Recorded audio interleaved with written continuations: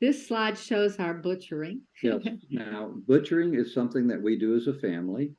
And if you ask my grandkids, they would tell you that it is one of their favorite times on the farm because they enjoy it so much. It's a fun time. And so you see on the left there, that looks like a pig rib set and then some fat back that's holding there. On the right, you see our grinder and probably my daughter and one of my grandkids that are doing some butchering. Next one. The outdoor kitchen. Now, because we do things in a large way, it helps if you have some stuff to do that. And so what we have a commercial kitchen or commercial sink you see there. And then also we use stainless steel pans and things like that. Now, all of this stuff that you see here is bought at a scrapyard. That is a $3,500 sink that I got for $250 at a scrapyard. The same thing with the stuff on the left. And so, if you look around, you would be amazed at what you can find.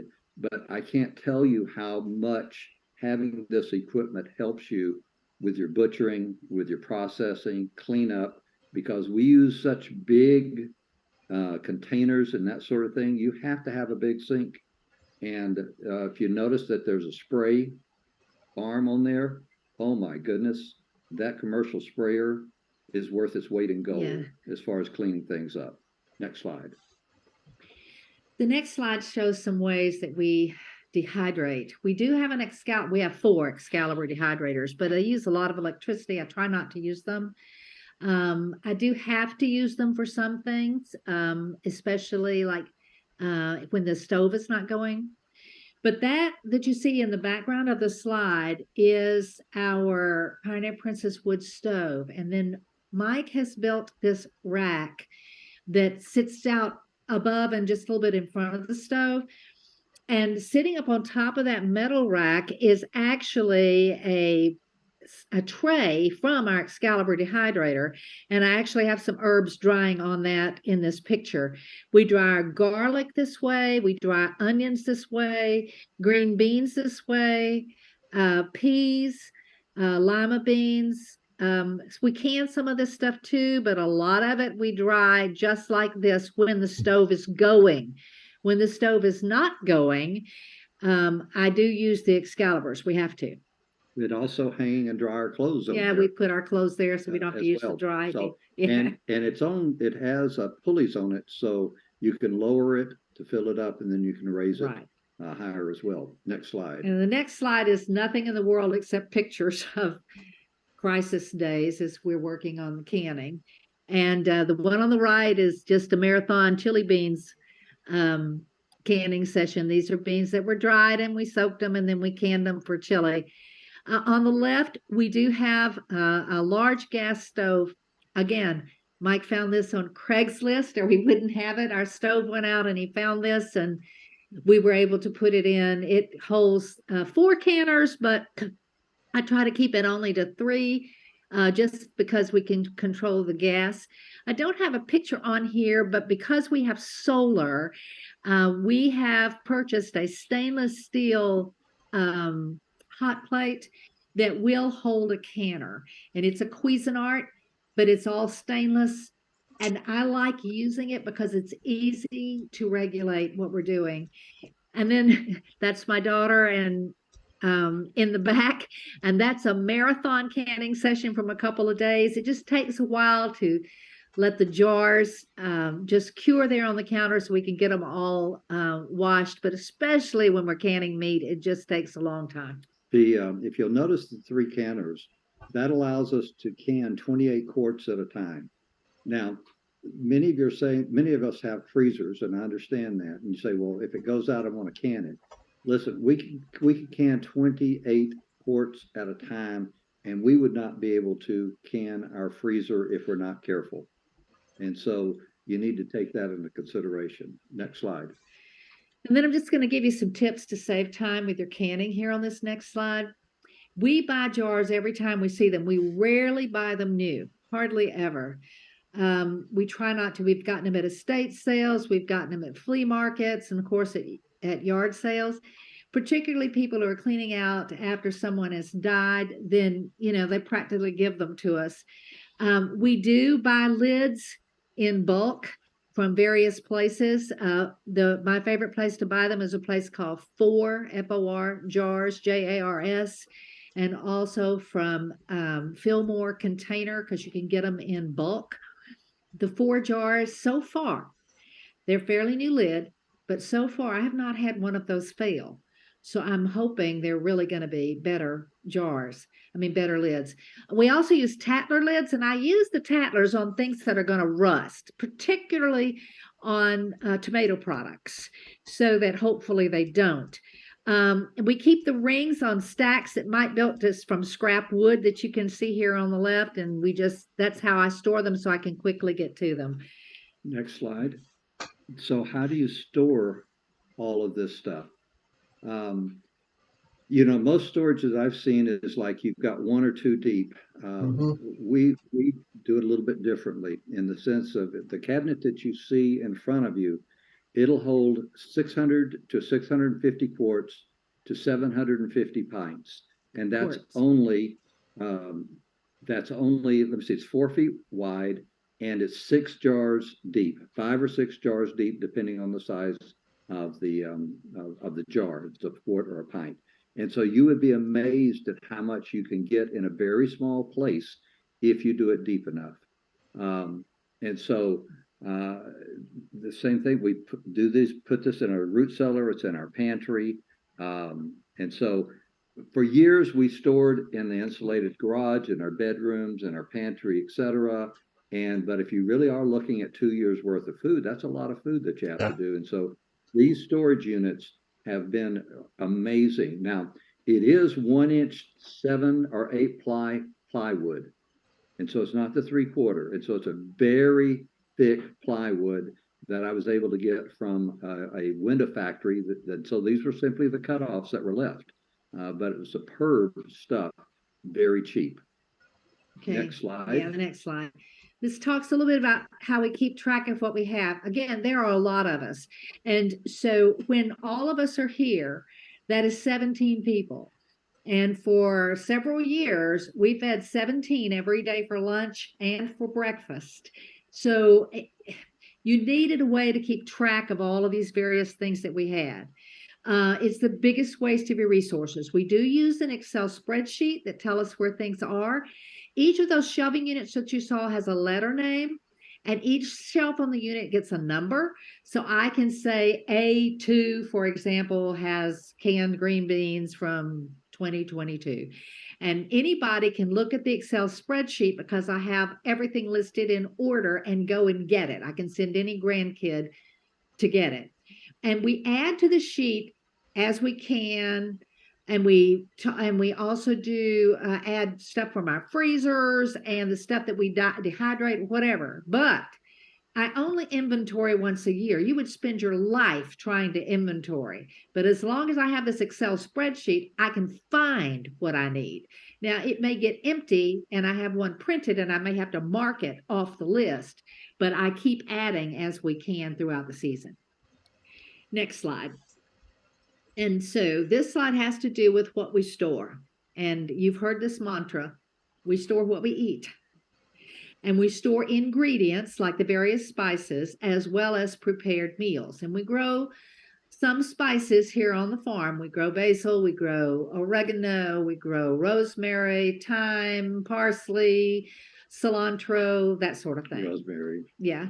And we store individual items then in a lot of ways. Let's take, for example, onions. I store onions dehydrated.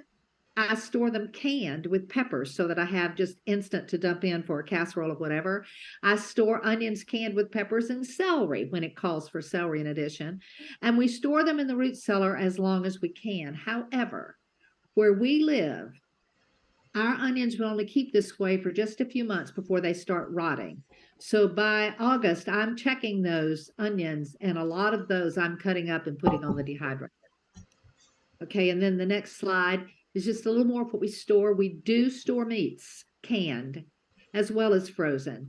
I can a whole lot of meat. I can roast, and we can brisket, and we can various parts of the pig. I just can them plain, or sometimes I can like roast with vegetables already, or I can them in mushroom soup, things like that. Okay, next slide. Before you go Uh-huh. on the canning of the meat, Uh-huh. how important is it, or how do you deal with the fat that's in the meat when you're canning? Is that a detrimental I cut it off. factor in canning? Yes. Yes. I get out as much fat as I possibly can. And I know you have to add it back, but we have a lot of lard stored that we've also canned as well as tallow. And we can add it back with oil or whatever. Where I noticed that, for example, one time I have believe it or not, because we had to clean out a freezer, I canned steak. That's gnarly. We didn't like it at all. But boy, without the fat, that stuff was terrible. So I'm just very careful now. Roast, because it's seasoned so much, you don't really notice it that much. And because we take the loin on the pork and we've smoked it and then canned it, then that's not a problem either. Brisket's the same way. Same thing with turkey and chicken. We Yeah. smoke that. And so that really adds some good flavor to the skin. So that's how I deal with that, I guess you would say. So when you can meat, that is going to go into some other thing at the end when you're eating it. Do you season or add spices to the meat as you're canning, or do you do that after, when you're preparing the final meal? Pretty much after, unless it is salt and pepper. And I'll tell you why. I rarely can stuff with garlic in it because it just gets, I think, bitter. Turmeric gets horrible after it's canned.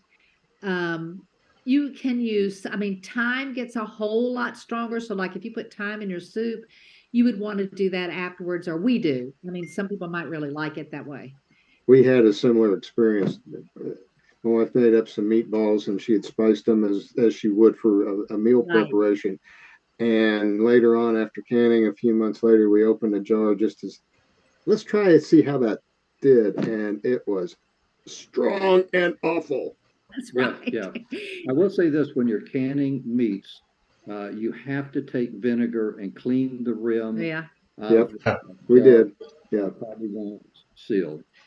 But I'm careful with the spices. I have put together a lot of shelf stable recipes or meals that we've done through the years, and I use those pretty exclusively. So we would add like the onions later, we would add the garlic later. So when you're heating it on the stove and you just heat it really slowly, sometimes I'll Right. bring in the roast and I will dump it in the crock pot, and then I'll add some vegetables that are also canned in there with it.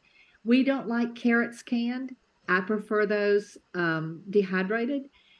So we probably won't be canning carrots again. I'll probably just be dehydrating them. A lot of people love them, but for our taste, we just don't like that mushy taste. Yeah, they are. Okay, next slide. And the next slide is how much do we store?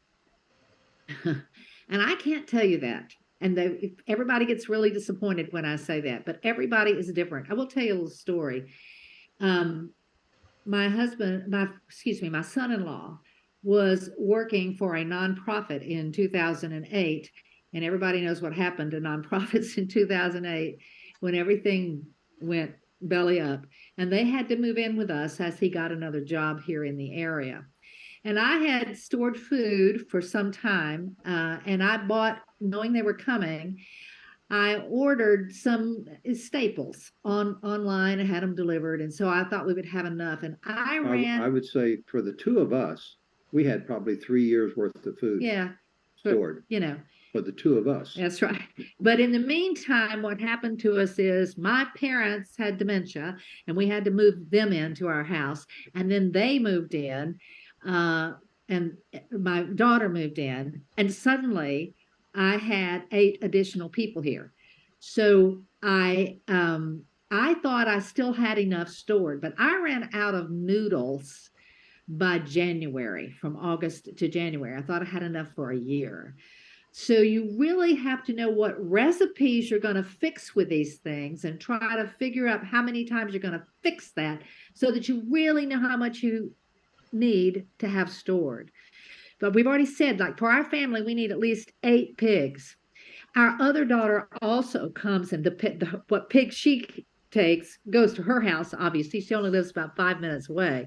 So there are years that we need 10, 11, 12 pigs for the all of us that are here. We need 2 cows, we know for sure, and that's stretching it. We might make it with just 2 cows, depending on the size of the Angus that we kill, but there are 8 of us, and 4 of them are teenagers, and they eat. Chickens. We used to raise meat birds, but they cost a lot of money because the Franken birds just need a lot of feed. So we discovered that if you, instead of us growing turkeys, which cost a fortune, that we could buy turkey on sale or after Thanksgiving, much cheaper than I could actually grow it. And so there was one year that Costco had their organic turkeys on sale, and we bought 98 turkeys For all of us. for all of us. And so All I 17. smoked those things, and we had them on the fire, and we had them in the kitchen and on the wood stove, etc. And then we canned them, and so that has lasted us for a number of years, and it saved us a fortune, frankly. Sure. So every year we buy turkeys, many turkeys, and that's a lot of our poultry for the year, besides our chickens. So we determine how much we need by multiplication. We love Mexican food. So I figure 2 pints of salsa per week. So that means I need 100 pints of salsa per year. And that tells me how many tomatoes then that I need to plant based on how many pounds that's going to be when I put in my salsa. And then the next slide tells you what I've done is I actually listed the meals, for example, for breakfast. So we normally I figured out 15 meals that then I could do again so for a month. But I take the 15, multiplied all of the ingredients that we needed by 24, that tells you how much we need for a year in the way of flour or eggs or bacon or whatever that or oatmeal or dried apples that we're putting in the oatmeal. And it shocked us all how much we really needed if we were going to continue to eat the way we've been eating. Obviously, if you can't get the meat, things are going to change. I figured out the evening meals the same way, although it's a little bit easier because we eat seasonally, because I'm eating a lot of fresh stuff out of the greenhouses. For example, I might plan on beef 3 times a week, so then I would multiply 3 times the 50, and that would give me how many beef meals I needed, whether it's frozen or whether it is canned. Okay, and the next slide says, this is probably our biggest tip. If you really think we could lose the supply chain, if you really think we might have an EMP attack and you couldn't get to the store, or if you really think that you're going to have limited physical ability to garden and raise animals, then you need at least 2 years of food stored. And why would you say? It's because you're going to have crop failures. Green beans are going to fail some years. Corn's going to fail. Cabbage is going to rot. And it's just going to be, suppose you have significant interruptions in your life, surgeries, or you lose your job or whatever. The second one, your garden can supplement your food storage, but it's just not going to feed you completely some years. Other years, you're going to have plenty. And the third thing I would say is if you're a vegan now and we have a disaster, you just can't grow enough calories in most areas in this country to keep yourself alive while burning calories, hoeing, bending, hauling, and processing. The thing is, I can't grow rice where I live. Yeah. I can't really grow wheat where I live. So that means if I'm a vegan, where am I getting my calories? It's a problem. So any questions about that area? No, I'm good. Hey, I want to go up back to something on your storage of your long-term storage, your food, the canning, etc. Right. How important is it for the canning stuff to be at a constant temperature, temperature controlled throughout the year, or is it just what it is? No, the longer, the cooler you have it and the darker you have it, the longer it'll hold its nutrition. You don't want it to You freeze don't want it to freeze. You don't want it to be hot. We keep most of ours in our root cellar or a basement. or a basement or something like that, and we keep it dark, and that'll help. I mean, we were actually this morning. I opened a can of chicken from 2016 for lunch that we picked for lunch. So what is that? That's 7 years. Yeah, but And it was we great. we don't normally keep it that long. Normally not that long, but we found it, so. We decided to see if it was okay, so I put it in soup to be We, sure. So, we still have 2014 roast Oh yeah, that's home yeah. canned. Add a Yep, little pepper to it. It's great. it Yeah. is. Now your fruits are going to deteriorate the quickest. But we feel Yeah. like That we've seen, and so you're not going to. But I tell you what, some of the dehydrated apples. oh my goodness. I mean, we had some from 10 years ago that were cinnamon apples, and boy, they were good. Yeah. so it really is important then that if you don't have a root cellar or something like that, that you actually do store the canning stuff in a air conditioned, temperature controlled environment. Yes. Oh, and I've seen people for years, they had buildings outside that were not temperature controlled, but they were heavily insulated. Uh-huh. And sitting down on the ground and they were able to do it. I don't know how they did it up north, because we don't live in the north. So I would assume they had to use root cellars. But it's the same thing. I mean, we've had cases stacked behind our sofa. Yeah. Yeah.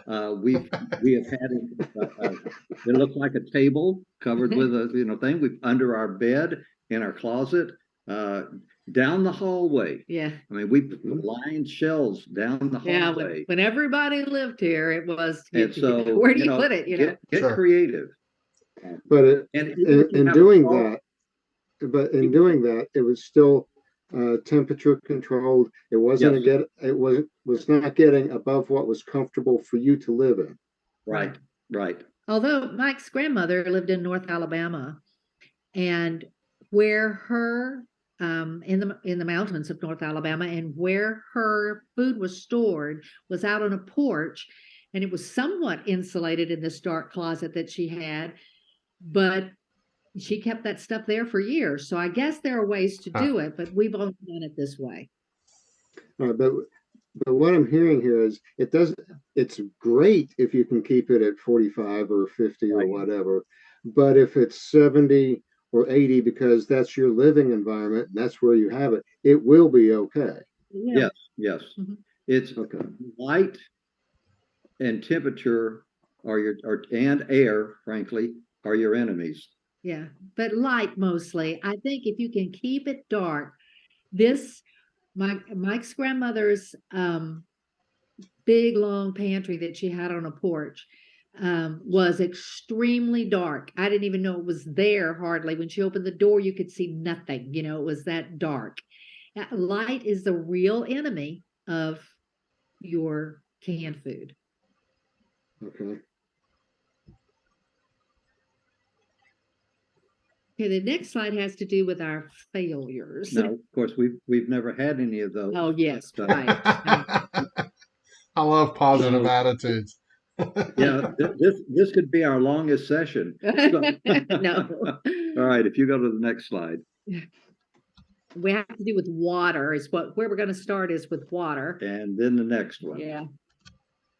All right. This is where we failed, but all right, yeah. One of the things that you have to look at is how are you going to control the water? How are you going to get water to your garden and that sort of thing? And so, unfortunately, our well at the house only gives a gallon and a half a minute. And so that's not enough to do sprinklers or anything like that.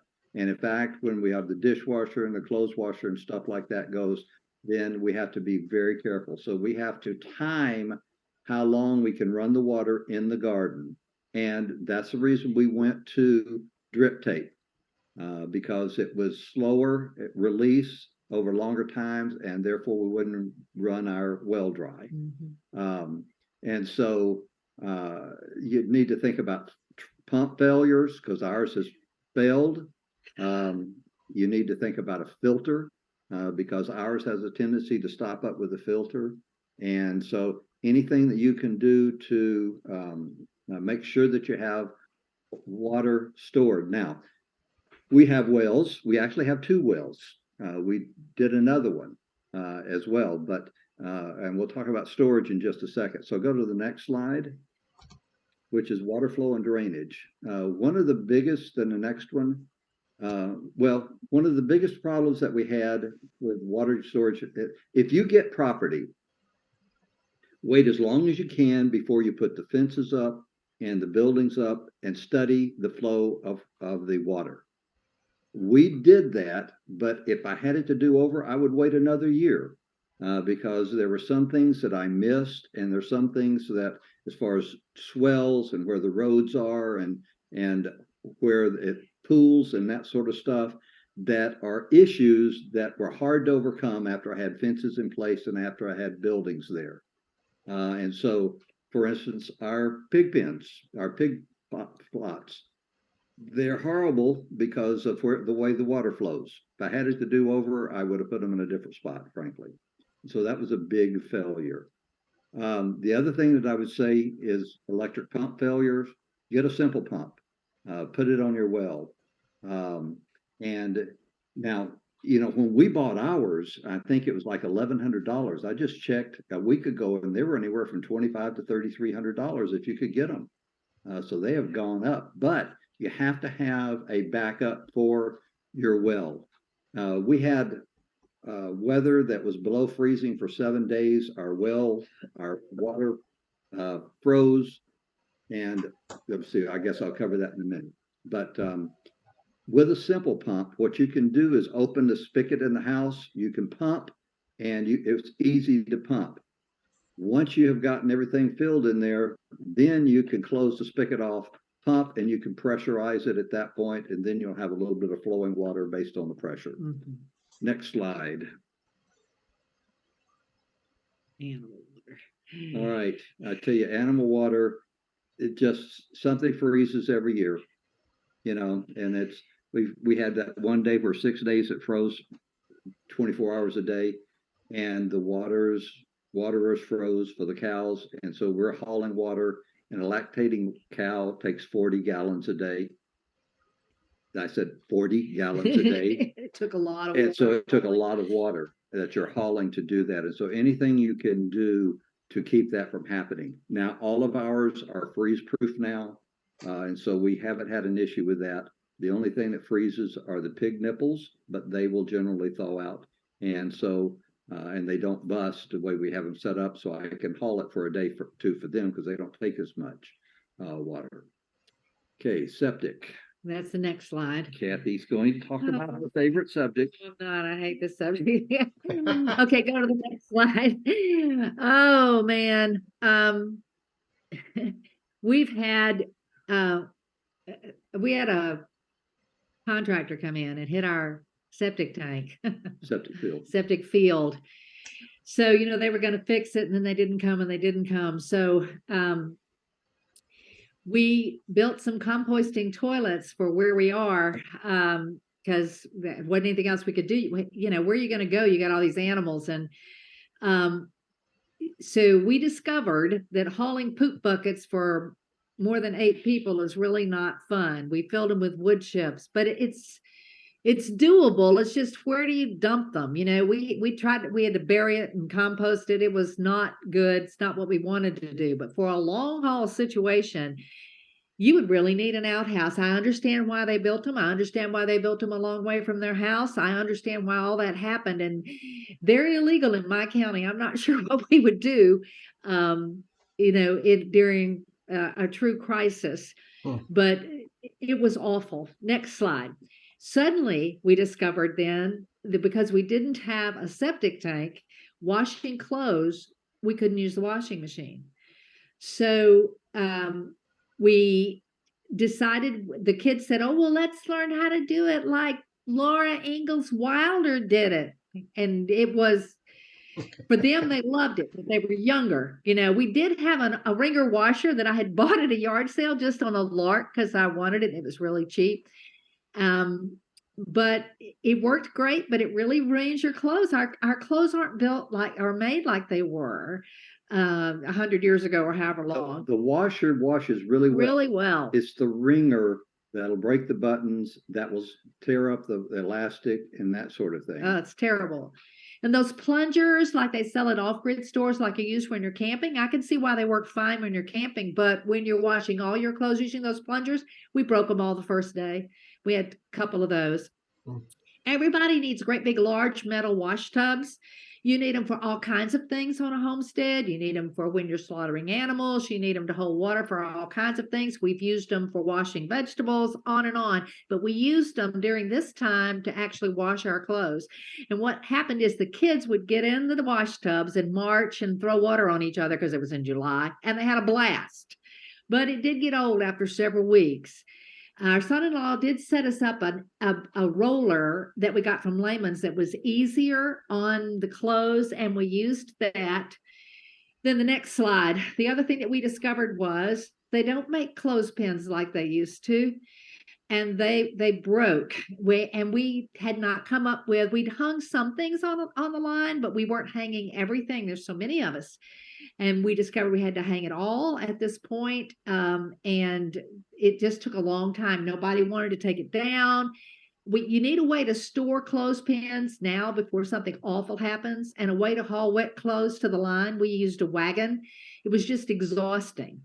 But with that, you need some place to set the clothes basket while you're hanging them. You need a place to set it while you're taking them down. And so there's some systems that you need to put in place that'll be helpful. And then the next slide, we talk about showering without a septic tank. And our outdoor kitchen has a drain in it that in the floor that you saw earlier. And we did that because we could run a pipe and run it into compost that we had out back, or wood chips that were there. And so what we did was we rigged a shower thing overhead. Mike took hoses and hooked hot and cold water to it. And we showered. When you have to shower and let it go out through that drain and into the compost. So what happens is if you have to do it for a long period of time, those camp showers, there just wasn't enough. There wasn't enough water for the little girls to wash their long hair and things like that. So you need to come up with a way. Should you ever have a grid down situation, how are you going to shower? What are you going to do? I mean, a lot of people took buckets and just poured it over their heads and things like that. And I guess you could do that. But this was certainly a whole lot easier. I think what you're saying is that if you don't have a way to get enough hot water, you're going to have to really make them quick, make them simple, and less often. Yeah.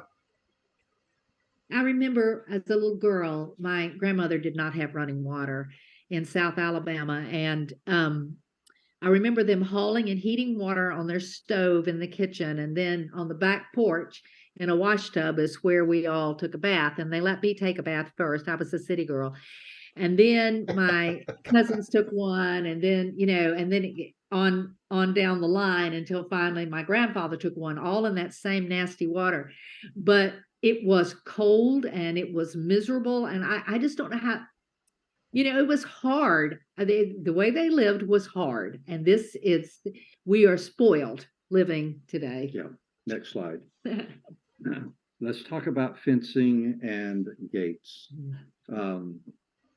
Here's the thing. If I could do some things over, I would not buy my fencing from Tractor Supply. And I would get my fencing from Ken Cove or Gallagher. Because that's 30-year fencing, whereas most of the fencing you get at Tractor Supply is like 5 to 10-year fencing. It just won't last. And putting up gates. There's a reason that you put H post or hold a gate, so that they don't fall down instead of a single post. And so I would just say, do some study on fencing and do it right the first time, because you will have to do it again if you don't. I bought 4x4 that was treated lumber that I got it was the wrong size, so I bought them for next to nothing. Every single one of them is rotted through now. And so now I'm going back and having to replace all of those fence posts because it was the wrong thing. The other thing I would say is, if you can afford it, don't use metal T-post. They now have some fiberglass posts that will not short out, that you can put in the ground, and they're about the same price as a T-post. But I spend every other day finding a short because of my T-post. Yeah. And so it just takes time. Next The next slide. slide. You said that was a fiberglass T-post? Yeah, fiberglass. They're Greg Judy has some video on them on YouTube, and he does a good job of explaining how to use them, and they're excellent. And they're sturdy, and you're not going to have the fight that I have with shorts. If you're going to rotate your animals, Greg Judy is definitely the YouTube channel to watch. He knows how to do it right. What was that again? Greg Judy. Greg He is great with rotating with animals and stuff like that. Learned an awful lot from him, and particularly if you're trying to get into it. All right.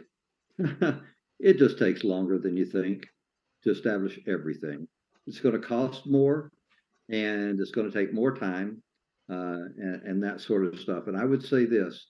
We were going to wait and really do a lot of this stuff after I retired, but the Lord told us to start early, and I'm so glad that He did, because we started about 7 years before I retired, and I had the cash flow to do the stuff that we needed to do, and I had the strength to do the stuff that we needed to do. And if I had waited till I retired, we would not be able to have everything that we have now because of the cost and just the energy that it takes to do this. I mean, we've been working on this farm for 15 years now, and I still have a list 3 pages long of stuff that I need to do. Right. The next slide has to do with gardening weaknesses, and we've already touched on this just a little bit. I love the Back to Eden gardening method, and it works in so many places. It was a total failure here, and the reason, Bermuda grass and Johnson grass. In some of our paths, we even tried putting it 2 feet thick, and Johnson grass came through it anyway.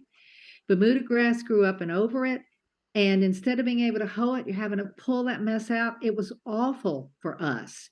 And I just said, we just can't do it. We just can't possibly do this. So now we compost our wood chips before we use it. That's right. We still get wood chips, and we compost them ahead of time.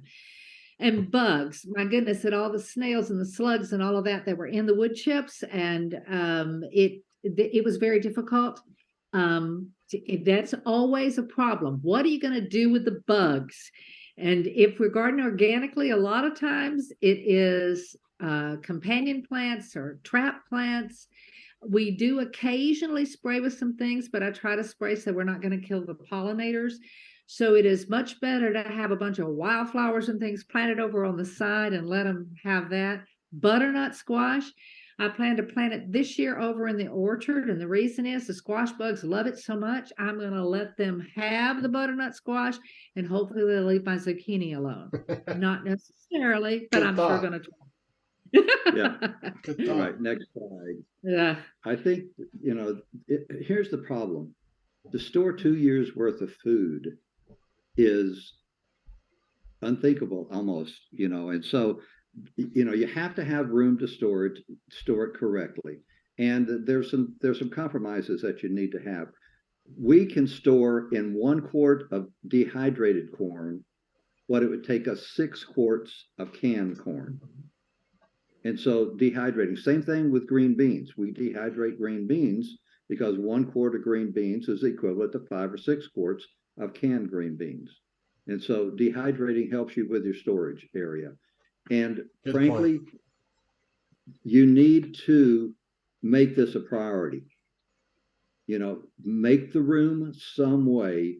I mean, we invested in a root cellar simply for storage, frankly, to store the food because it takes a lot of room.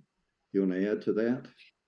No, that's it without the storage room, it's a pain because you're putting it under your beds, trying to remember what's there, you're shoving it behind couches, and you're lining your hallways and you have barely enough room to move down them. But wider shelves wherever Yeah. you put them is the biggest bang for your buck Yeah. because suddenly you can store a lot of things. Yeah. And buckets for dehydrating are excellent as well, but you just really need the room. So, like she said, that big shelving unit helped us tremendously as far as storage because it will hold so much.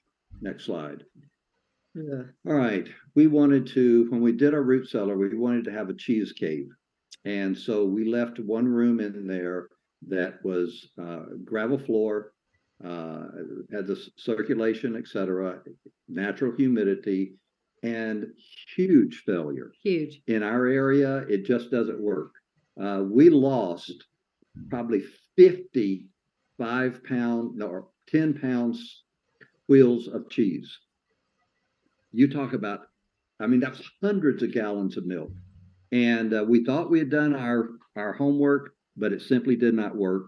And we've tried cheese in our cool room, and it doesn't work. And so we have not figured out how we can do hard cheeses. All we can do are soft cheeses. Because you need some sort of temperature control, moisture And humidity control, and control. you've got to have tons of airflow. There's a reason people didn't make a lot of cheese in the area where we live. There's a reason they make it in Wisconsin or in the mountains.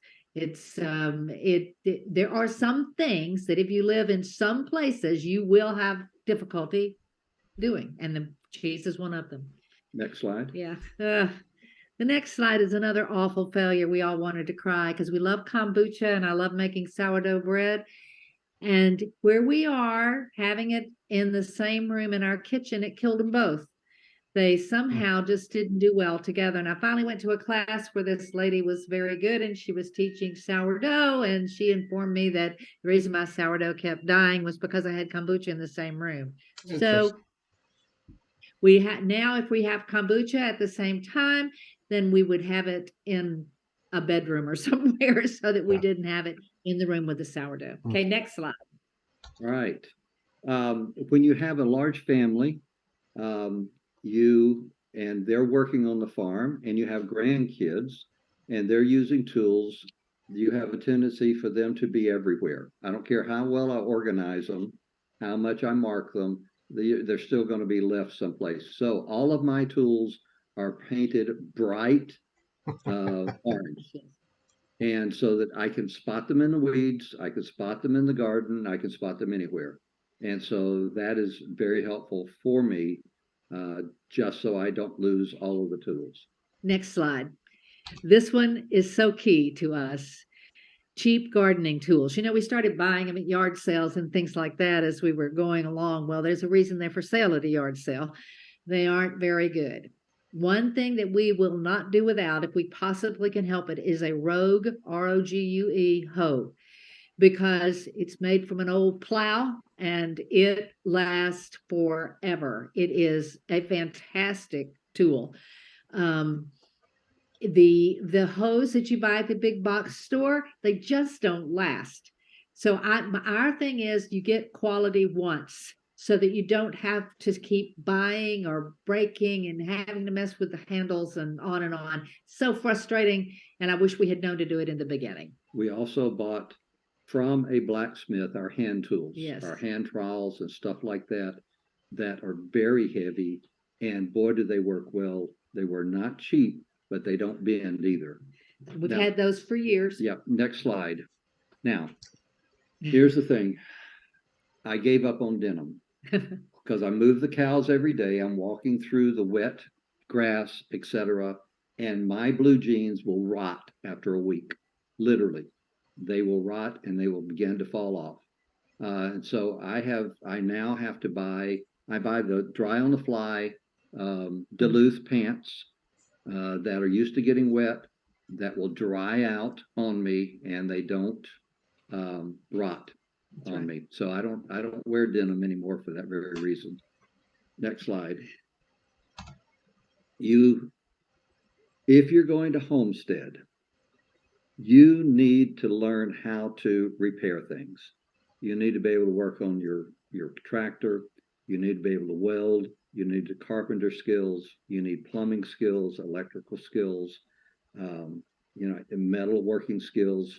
If you don't, it's going to break you having to hire people to do all these things. Mm-hmm. And so what I did was I started years ago. Every Christmas, I would ask for tools. And so I would buy a major tool a year or that sort of stuff. Or if I had a major project that I knew if I hired somebody, it was going to cost me X, but if I bought the tool and learned how to use it, I could do it, and I still had the tool. And so that's the way I got my welding tools and my acetylene torch and my, all of them that way. So you just need to have some skills to work on a farm. Okay, the next slide is physical limitations, and we all have them. Yes. I can hoe for a while, but then I have to stop. And you just have to realize that your garden is not going to be perfect as a result. And the older we get, the harder it is to bend and to get up off the ground and all of those things. So we may have to go to raised beds. We know that. And those are things we just have to look at. You have little bitty children, they're going to run through your garden rows. Those are, again, a physical limitation. Okay, and the next slide has to do with weeds.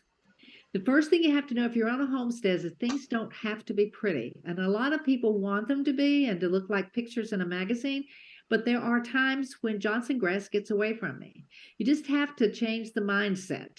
So what I do with my weeds now is I pull them and I lay them back on the soil, hopefully minus the seeds that are on the top. And then they feed the soil around the plants that I have. It is best if you do this in the heat of the day so that the weed itself will die and so will the roots so that they won't then reroot into the soil. If they're smaller, hopefully you can just get them off with with a hoe and they'll just die right away. But the big ones, you got to pull them, and that's just the way it is. We have tried weed cloth, and that has some advantages. We've also tried mulching, and that has advantages as well. But you give up in something in both of those cases. But you've got to have something like that. Right. Next slide. Then the lack of knowledge for the crop that you're going to grow. For example, people will tell you that broccoli is a cool season crop, but broccoli dies at 28 degrees for us. So kale is the bang for the buck for the winter, or spinach is for us, particularly if we cover it. Although I have been able to keep broccoli alive in our hoop house.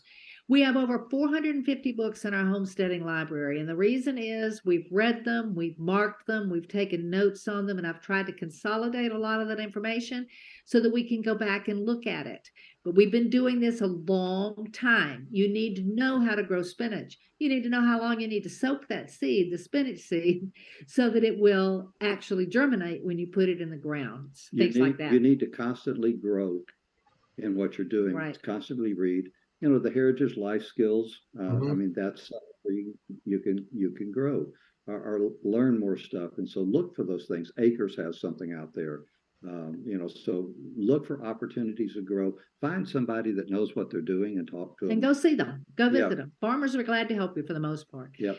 The next slide has to do with organization and a to-do list. It's something when I go out in the morning, especially in the summer and the spring, I walk through the garden with a notepad and an ink pen so that I can take notes on whatever's going on in the garden. I've seen my first potato beetle. I've seen our first green bean, whatever. And so what we do, I write that down. I add it to my calendar, but I also know that I have to do something about that. I might not get to it that day, but it's on my list to do for the next day. But I always have the list and a pencil or else the notes on my phone. Okay, the next slide. Mm-hmm. All right. Chicken tractors. One of our biggest failures are chicken tractors. Joel Salatin's worked it out, etc. And his are great. And his are great. but they didn't work for us. We've probably tried 5 or 6 different styles, and they're either too light or they're too heavy. We have not found just right for us. And so that's the reason we went to the type of bird that we have. We don't do the Frankenbirds anymore. We go to the Australorps because they provide eggs and meat, and we don't have to fool with chicken tractors. Next slide. Okay, this is what we touched on a little bit earlier, and we've tried to do this because we have had freezer failures, thinking that you can can your freezer in case of a power failure. We have tried. It is extreme. You would have to stay up 24 hours a day. Somebody would have to be monitoring that canner. These are things that we try to be careful with how much we have in our freezers at the time. As things begin to get old, I can it, unless it's a steak. And then and from when I kill a cow, we might have 1 or 2 roast fresh, but the rest of them go in a jar. And it's simply because I might lose the freezer. Yep. We do freeze our ground beef, but we do can some as taco meat and things like that. The other thing I would say is two of our freezers are AC driven, 2 of them are DC. And so in other words, we have battery backup for them. And so that's just something that we did to help us address this issue. Okay, and the next slide. When our freezer went out, I pulled out my igloo coolers, which are great for going camping with, but they're not great for keeping frozen meat for as long as I needed to keep it for canning.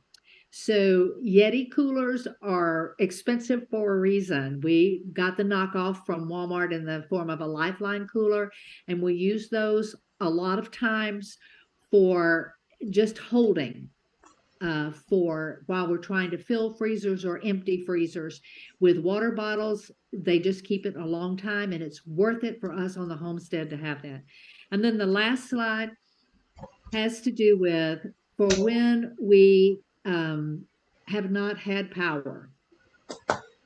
And lighting to cook by is a major issue. I thought we could use wonderful little lamps and things like they used to, but we're not used to that.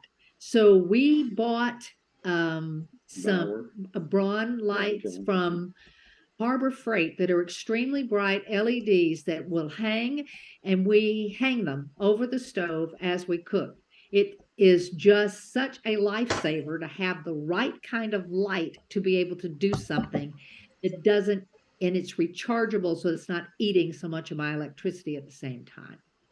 Okay, questions? Answers. Your recommendation a week ago, Braun. That's it. Yeah. That's it. I went straight to Harbor Freight and purchased a couple of them, and I also ordered the 2 books you recommended, and I already have them here as well. Yeah. The 2 By the way, for this, can you repeat the names of those 2 cookbooks you mentioned earlier? It's A Cabin Full of Food.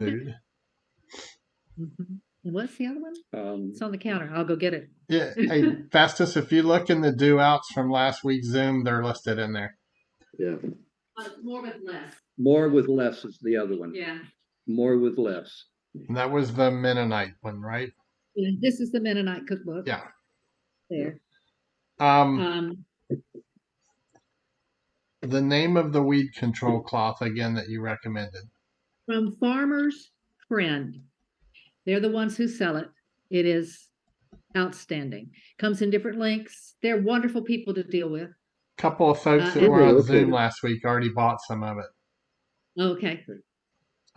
Yeah. Now, I'll tell you what, they also sell black tape that you can use to repair the silage tarp with. And that's great stuff. So those silage tarps will last a long time as a result. So is Farmer's Friend mail order or a chain, or is it a local store to where you are? No. It's on the internet. We have to go get it off the internet. Mm-hmm. Okay. The books? No, the silage tarp. Silage tarp. Okay. I'm looking for my notes on here. Well, he's looking. You guys make me tired just listening to you. So, Kinda, do do you ever have time to just sit and relax and enjoy each other's Yeah. company over a cup of coffee or something?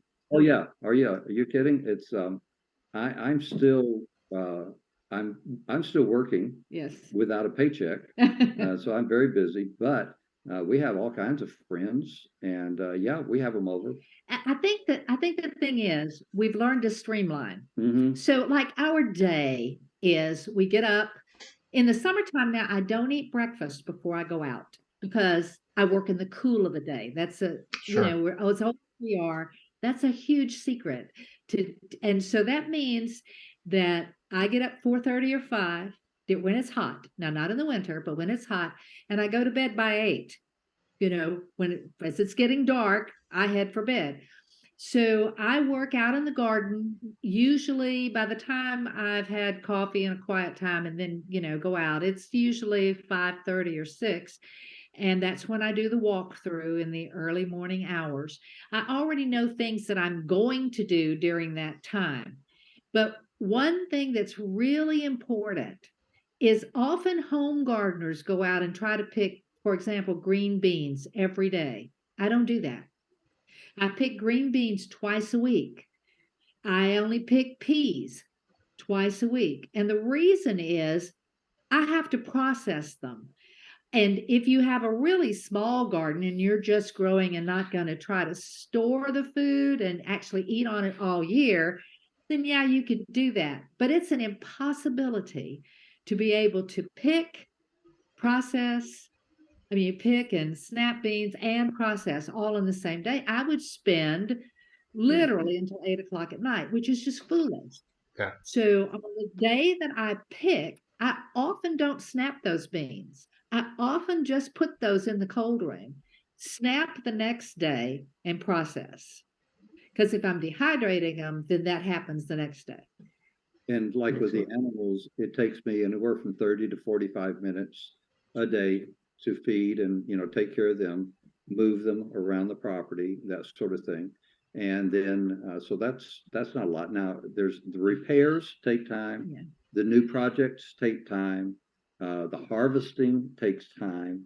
And so you just have to build that in to your schedule and know that you're going to spend, like if we do the hogs, it may take us a week depending on how many we're going to do.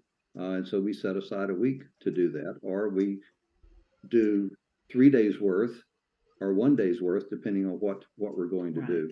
And so we try and schedule that and know when it's going to happen, and then just make sure that we've got the time and find out who's going to be able to help us. Now, this last time was hard because it was just Kathy and I. We didn't have any grandkids and didn't have any children helping us, and so that was a lot of work. It was. But and that happens sometimes. That's just the way it is. I will say too, um, everything is on my calendar. So I look ahead of time. And if I know that in 1 week I'm going to be planting beans and peas and whatever, then I also know that on that week I better not be flipping a bed somewhere. And in the wintertime, because we don't till, I have silage tarp over parts of my garden right now. And so all I will do is take that off. I might add some compost to the row, but it's ready to plant other than using maybe a broad fork. Because if we put the silage tarp over it and then don't disturb the soil, then it has killed the weeds have come up and died, and so you're not going to have as near the weed problem if you were to disturb the soil. And you have to get to the point too where, like, all of a sudden, one year I knew I couldn't finish everything that I was going to do, so I just went, the corn doesn't look too good anyway. Let's find a farmer and buy the corn that I was going to put up. I mean, that just happens. That's just the way it is. The years So when I you're got saying, COVID, I couldn't do it. you're saying you got to be flexible every Yeah. step of the way. That's right. Yeah, you got to work smarter, not Yeah. harder. And Yeah. so just because something works one year doesn't mean it's going to work the next year. The hardest thing for us to convince homesteaders of is you don't have to hoe and have a perfectly clean garden all the time. you're still going to get some produce. So the weed cloth helps us some, and the silage tarps helps us a lot. Mulching helps too, but there are times where I've planted 400-foot rows of potatoes and I might do really well on 3 of them, but the 4th one, I can't quite get the weeds out. It's okay. I'll still get a few potatoes, not like I would have, but it's okay. You do what you can and leave the other. It's the perfectionism in me that just about kills me, but you just have to live that way. And it's one of those things where, frankly, potatoes are cheap. Yeah. And so that's another thing that we have to look at. Like one year we had a 99% failure with our potatoes because they all rotted because it never stopped raining. And so by the time you buy the seed potatoes, if you haven't kept them, and work the soil, etc., and you get 50 pounds of potatoes that you could have bought for $20, I'm in the hole. You know, it Yeah. would have been better for me to go buy 20 pounds of potatoes, frankly. Yeah. So with all that you've done and accomplished and all that, with where you are today, if everything went down, supply chain stopped, grid was down on a long-term basis, at this point, could you be self-sustaining? Yes. Yeah, Pretty much. pretty That's much awesome. so. And we Now, have friends. now, You understand, we have friends that Yes. also raise things. Community, you got to have it. yeah, I mean, we would not eat the same way, etc. But yes, we would be able to sustain ourselves. You know, there would be certain things that we would have to limit, and that sort of thing. You know, I mean, we're never going to, well, like for instance, sugar. What do you do for sweetener? Okay, we have a plan. We can grow sorghum and we can process sorghum. We don't do it on an ongoing basis because sugar is so cheap. But if we needed to, we could have a source of sweetener through sorghum And through honey. We have neighbors that have honey. So there's some things like that. Now, as far as coffee, tea, you know, that's going to run out. And I'm in real trouble if the coffee runs out. Yeah, the addicts around here are going to have a hard time. That's really saying a lot, though. I mean, you've learned a lot, but at this point, you could be self-sustaining if you had to. That's quite an accomplishment. Yeah, it's a lot of work. Now, here's the thing. All right, depending on the scenario. All right, what if we lost the well? We have a backup for that. What if we lost the backup? We have storage for that. So in other words, we try and look at how can we do it 1, 2, or 3 ways. Now, Right. absolutely. I'm in a dilemma right now. I've got one huge issue. My tractor has been in the shop for 6 months. I have been without my tractor for 6 months. I would be in a heap of trouble if a friend of mine had not loaned me his tractor, because I can't move 800-pound bales of hay. I can't move 1,600 pounds of feed without a tractor. And so that revealed a weakness, and I don't have an answer for it, short of a lot of money. And short of, culling animals. I think the other thing is, obviously we can't grow wheat here. Self-sustaining, right, would turn into peas, lima beans, maybe black beans, corn. Those are things that we can grow. So what you eat would change. That's the way people lived 100 years ago or more. Mm-hmm. It's the fact that we want bread with our meal. We want rice. We want noodles, and we want this, that, and the other. Well, if you haven't stored those, we can't grow what we need to supply those things here, which means that our diet has to change. And that's going to be hard. For everybody, the hardest thing to do, because our bodies are not accustomed to eating a lot of dried beans. And that's what it would require. Also, it would require probably not eating meat as much as we're eating it. And without a milk cow on a farm, Oh, it it will be extremely difficult. That is the one animal that we have to try to keep from two-legged predators should something like this happen, because two-legged predators are stupid enough to think that Yeah. they should kill that cow and eat it, instead of realizing that the milk coming out of that cow is going to feed them and give them more than they can get The gold mine. out of that little jersey that they wipe out. But people have no idea. There's no longer any connection with the land, and they don't understand that. and I think the other thing is that a major change in diet. If you think you're going to eat off of your dehydrate or your freeze-dried stuff and be healthy long term, you're kidding yourself. You need to be eating now like you're going to be eating then, to the extent that you can. Yeah. And so that's one of the things that's good for us, in the sense that our bodies are adjusted to what we eat, because so much of it is what we grow. And so we're already a step ahead there. And we eat a lot of beans. We eat a lot of bean soups and things like that, so that our bodies are ready for things like that. And we've got to where we like them.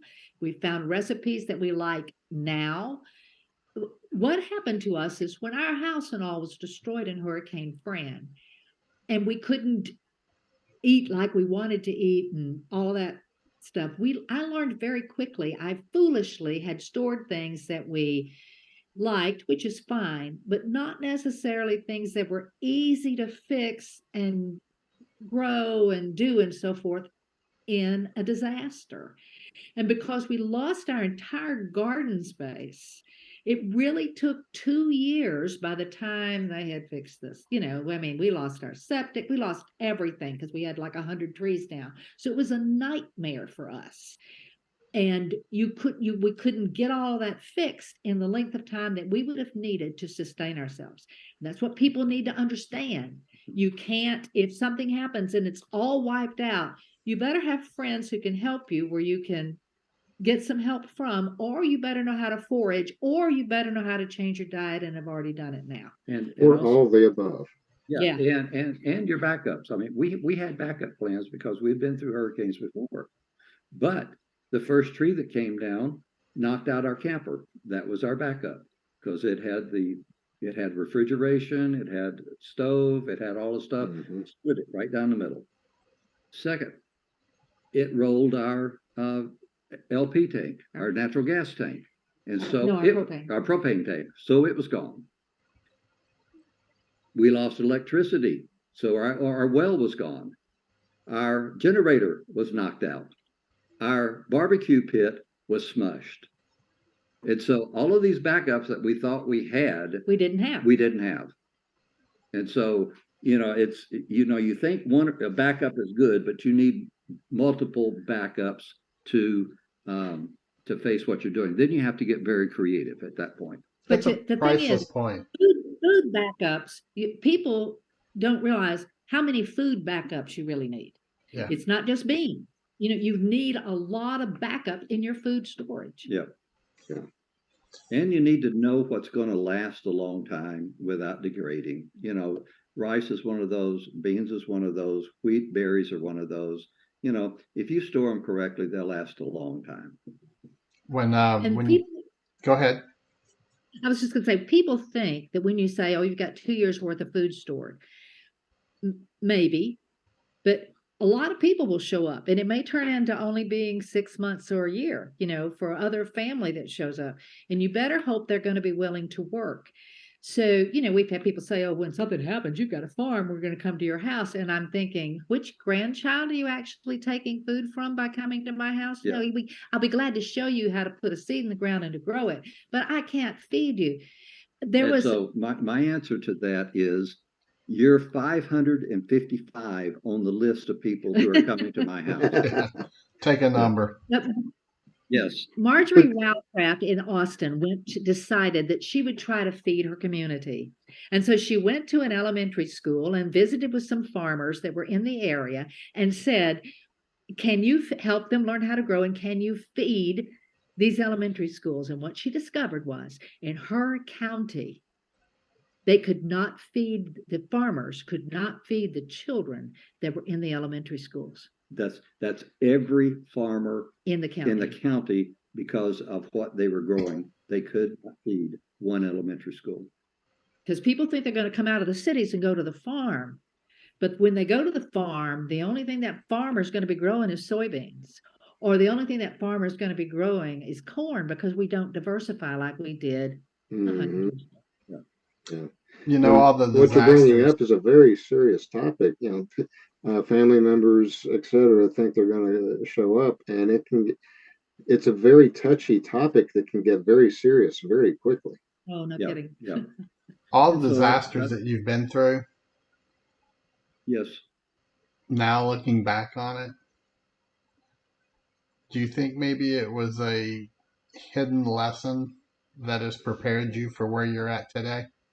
Absolutely. Oh, absolutely. You Painful then, absolutely. but Yes. Yeah. Here's the thing you have to understand.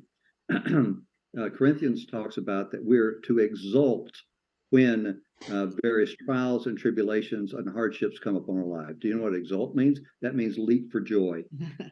And the reason for that is because God is trying to mature you. He's trying to complete you. So James says that we are to count it all joy when you encounter various trials. We're to thank God in everything and for everything. everything. So therefore, in faith in God, I can thank him because I'm saying, okay, God, what are you trying to teach me in this moment? What am I supposed to learn? And so God has been preparing us and preparing you if you respond correctly to these situations so that you'll be ready for what he wants you to be ready for in the future. When you showed the photograph earlier of the kitchen photo of all the can jars, I almost embarrassed myself and jumped up and yelled hallelujah. Because I tell people all the time, I would rather empty my canner than drive through and deposit $20 in the bank, Yeah, because I yeah, can eat what's in the jars. yeah, Right. You know, yeah, it's more You know, security, personally, I think. so true. yeah. Well, it's just practical. Yeah, We think, for instance, we will take a Saturday and we will can a year's supply of chili for our family. And so we have a year's supply worth of chili that all we have to do is go in, pick it up off the counter, pour it into a pan and heat it, and we've got an instant meal. yeah. And it took us one day. One day invested. Yep. It's but, and when you can do it with a smile, you Mm-hmm. know, it's Well, like, it's fun as a family. That's Yeah. the thing. I think if I was doing it by myself, I probably wouldn't be enjoying it nearly as much. But the kids come in and out, and they laugh at me, and I laugh with them, and it's fun. They've learned how to can, and we've It, enjoyed it. I would say this as well. It takes a family. Kathy and I have to work together on this. sure. She's better at some things. I'm better at other things. In other words, she's the gardener. I'm not the gardener. I'm the fixer. I'm the builder. He's I'm the the animal helper, man. the animal man, etc. But I mean, both of us work on the canning. Both of us work on the harvesting and all of that stuff. And so it builds the family, builds a relationship. It is hard work, but I'd much rather be doing that with my wife than something else, frankly. Yeah, yeah. You're doing it together for your Yeah. future and for your family as well. Festus, do you have anything? Well, I think as we're winding down here, I know the answer to this, but I got to ask it anyway. Um, you know, Looking back over everything you've done, everything you've gone through, all the sweat and hard work and satisfaction and all that. Um, if you were starting out again, would you do it? Would you go down the same road again? Most definitely. Yeah. And now it's our motives have changed through the years. It started out for my wife's health. Yes. That was, the motive to start with is to take care of my wife, make sure she's eating. Then it tastes good and it's good for us. It saves us money Oh, so much money. and, a lot of money. And, frankly, we enjoy doing it together. But in the last few years, it's to the point where we see where the country's going. We see the difficulties that are ahead of us. And so, from our standpoint, from a biblical standpoint, and from our relationship with God, I believe that this country is heading toward judgment. And so, I want to make sure that we are prepared. Joseph was prepared for Egypt. God had some person there. And so I think that that's something that we, for us personally, that we have to do is we want to uh, be responsible because God wants us around to do some things that he wants us to do. Yeah. And that's a big picture ending statement there, which I totally agree with. But one thing, a little bit more on a micro level, have you planted any seeds that are germinating and really growing in terms of teaching and providing a lifestyle and a way of looking at things for the next generations? Yes. Yes, we do that a lot. Yes. And That's awesome. people come here asking us questions. We've taught them. We've also been to their farms and or new land that they've bought and tried to help them think through, water and what you're going to grow in this area. People have visions of grandeur when they go Oh, yeah. to buy a new piece of property. And it takes a long time to figure out what you're going to do. If I was just starting, you deal with the water first. You figure out where you're going to put your garden plot, start getting something there to help fertilize it and feed it, and then start with some kind of animal that's going to give you a bang for the buck. It's got to give you fertilizer and it's got to give you food in some fashion. So, yes, that's one reason we're doing this with y'all, Yeah. frankly. But I mean, with your kids and your grandkids and Oh, things yeah. like that, I would, our kids and are on board to varying degrees. And so they're well, let me rephrase it. They're very much on board. It's just that their schedules and their lifestyle does not allow them to participate as much as they do in various times. In other words, Yeah. as far as normally everyone's here for butchering right now in the season of life where they can't be because of what they're doing. But yes, they're involved. And that's one of the things that we feel a responsibility for is to make sure that we have discipled our children, that we've poured into our children, and to pour into our grandkids. And so we do spend time with our grandkids. We do, in fact, we took one of them to breakfast this morning. We'll take another one in the morning to breakfast. And then we do, I mean, that's what it's all about. We want a legacy that brings God glory, that lifts up his name, and we want to see it in our children and in our grandchildren. And frankly, I know in our children, we're amazed at how God's using them, frankly, on a national level. That's awesome. It's just, can't go into that. It's amazing. There's nothing like the proud parent smile. Well, yeah, I am proud. I'm glad awesome. that they wanted to follow the Lord. Yeah. It is so wonderful that you guys have been willing to spend your time like this. I'm trying to homestead, and you guys have shared a lot of knowledge, but also a lot of inspiration. And it's been time well spent, and I thank you very much for being willing to share your time and yourselves with us. And there's folks who were waiting to see this video that either they attended last week or week before, or they missed half of it. They kept saying, "Well, did you record it?" It's like, no, I didn't record it because of privacy in the room. And I said, but I will extend an invitation, invite them to do it in this method, and then we can share it. But yeah, it's going to be uplifting in many ways for Yes. Yeah.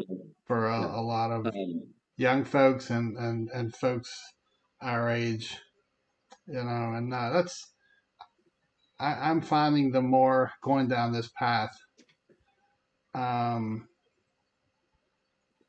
it's very time consuming trying to teach people or talk to them about preparedness, but it is equally challenging trying to ensure that people stay grounded and they keep their hope. mhm, And we all know where that should come from. Some of them they do, some of them they don't. So that's kind of a work as well. But thank you all so much for taking your time out tonight, and I really look forward to hearing more great stories of um, what's coming your way and what you're doing next. And I'm trying to think of a way that you can move those large hay bales without a tractor. I was thinking of a horse or two horses pulling a flatbed behind it, but then you would need to feed the horses too, right? yeah, yeah, yeah. No, I would have come up with something with the Kubota or something, my four-wheel drive thing. Yeah. But it's much better with a tractor by far. Well, you all have a great night, and Okay. thank you so much again, and thank everyone for tuning in and spending your time with us at Hope for Survival. Stay healthy, be blessed. Don't forget to hit like, subscribe if you haven't, and we'll see you in the next time. Thank you for checking out the Hope for Survival YouTube channel. If you are new to Hope for Survival, you can check out our books at our webpage. Book 1, which is Hope for Survival, Getting You Prepared for Disasters, and Book 2, Hope for Survival, The Mindset, are both available for order on the website. We also offer the Hope for Survival football stick, which is a memory stick set up as a digital filing cabinet with files already loaded on there for you to digitally copy items such as deeds, auto transcript for ownership, wills, living wills, loans, banking information, items that if your home burned down or you had some form of a disaster, you could have all your important papers already digitally filed on this stick. All you do is simply drag the digital file into the appropriate preset folder so that you'll have it in the event of a disaster. You have to flee your home in a hurry, or also if you're away from home and you need critical information that's personal. If you have your memory stick with you, you can put it in your computer and pull that information up wherever you may be. Again, you can find these items to order at our website, https www.hopeforsurvival.com, or you can email me at preparedness101@protonmail.com, and I will try to help you out. Again, thanks for checking out the Hope for Survival YouTube channel. Hope to see you again.